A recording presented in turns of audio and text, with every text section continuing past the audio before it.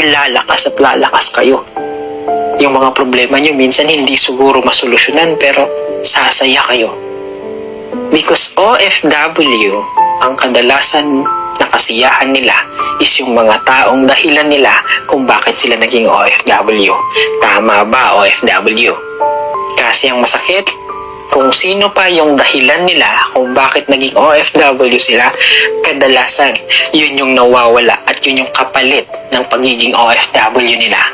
Yung anak niya gusto niya mapag-aral kaya umalis siya. Anong nangyari? Pinag-aral niya. Kaso, ang problema, sinusuway na siya. Nagre-rebelde na. Hindi lahat.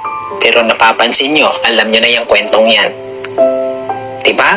Umalis sila para makapagbuo daw ng negosyo. Makapagbuo yung asawa niya at siya, makaipon at uuwi siya. Pero pag uwi niya, wala na siyang asawa.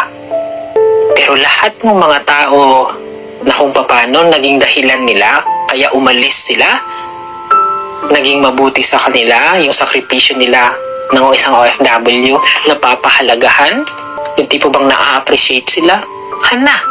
Pagka kinabukasan, kahit halos walang tulog yan, pag narinig niya yung anak niya gagraduate na, with honor pa talaga, tingnan ninyo, ang ganda ng ngiti niya kahit walang tulog yan. Ulitin ko, ang nagpapasaya kadalasan sa isang OFW is yung mga dahilan nila, yung mga taong mahal nila kung bakit sila naging OFW. Sa lahat ng OFW yan, sagot, tama ba? Tama! As if OFW, kung ano ang reason bakit kailangan lumayas. Because your reason ang dahilan kung bakit kayo lumalakas. Kaso ang pinakamasakit pa minsan, yung rason na yon, yung tao na yon, yung dahilan na yun yung kapalit ng pagiging OFW nyo. Hindi sa lahat ng oras, pero may nangyayaring ganun. Diba? 100% true now. Diba? So, kung ikaw OFW, ngayon gusto mo yung problema mo na hindi naman talaga mawawala, but at least you can reconnect and tumiti ka, tumawa ka, magpasalamat ka, is what?